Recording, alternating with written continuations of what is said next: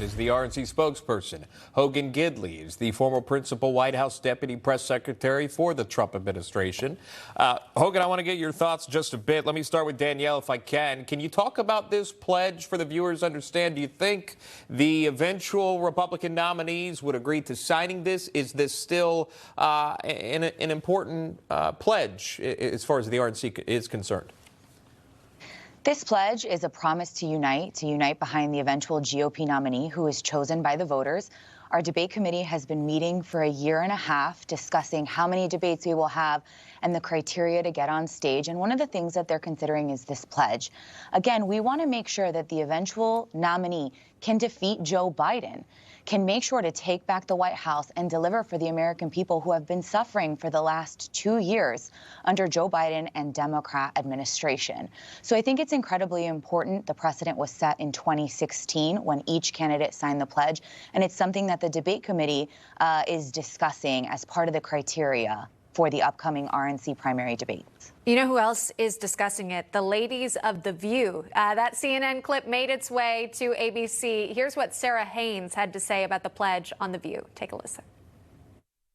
Quality of candidate matters. Yeah. And so to leave someone endorsing someone, your name is on that person. And if you don't believe in what they're doing, nobody should force you to support that candidate. Independents are the largest party right now. There are 40% who identify as independents. And so I just don't think you should, I think you should allow people to sit back. The reason we're getting such crap candidates is this whole partisan loyalty. Fall in line or get out. That description there, kind of interesting. Hogan, your thoughts on that? So much wrong with The View. I don't have time to get into where their problems are. There are a lot. And I'm going to take a pledge right now to never comment again about the people on The View who clearly don't have an understanding of simple politics or simple policy. Look, the fact is, this is really much ado about nothing until such time as it becomes about something. And that won't happen until the signing deadline, should there be a signature requirement. Look, this happened in 2016. And quite frankly, it was all designed to make sure Donald Trump would support whoever the nominee was. It turned out what happened was that everyone else had to sign it to make sure Donald Trump got the support he needed from the rest of the people on the stage. This is really about party unity. It's about party loyalty. And I understand that. And whoever the nominee is, we should get behind them. But right now, I understand the hesitation by people like Donald Trump, who, in fact, is driving most of the news coverage on this topic. But people like Asa Hutchinson, who's going to run for president, a former Arkansas governor, saying he's not going to sign any pledge until he knows who the nominee is. Other people in Republican politics, like Paul Ryan, saying he's not going to support the nominee if it were Donald Trump.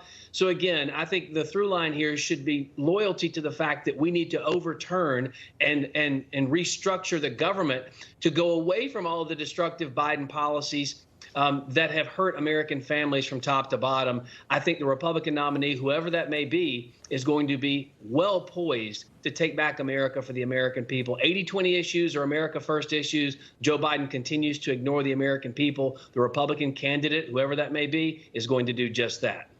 Danielle, your thoughts on, for those possible contenders pushing back against this pledge, what would you say to them? As you mentioned, we have yet to see how the field shakes out. You know, there are folks that are dancing with the idea of throwing their name in the ring and running as a Republican for the GOP nomination. And I would just encourage each of the candidates to sign the pledge if that is what the committee decides to put forth as a criteria, because the eventual nominee, if they are the nominee, they will want the support from others. They will want to know that the entire party is united behind them, is working to defeat Joe Biden and these disastrous American Joe Biden policies that are hurting the American people. That's what's incredibly important. We cannot be so divided that we take our eye off the prize. We have to turn our country around November 2024. All right. Again, yeah, go ahead. Just real quickly. Look, Democrats by their very nature are more collective. Republicans by their nature are more individualistic. However, politics is a team sport, and we have to all join together once we have a nominee and put every single apparatus in motion, the blocking and tackling that is needed on the ground to get voter turnout up to record numbers to support the person, whoever that may be, because regardless of who it is, we cannot survive 4 more years of Joe Biden and Democrat radical ideology and policies. I always think, too, there are lots of roles in the administration that need to be filled one day. You don't want to necessarily burn any bridges. Danielle and Hogan, thanks so much for joining us. Appreciate it. Thanks. Thank you. Well,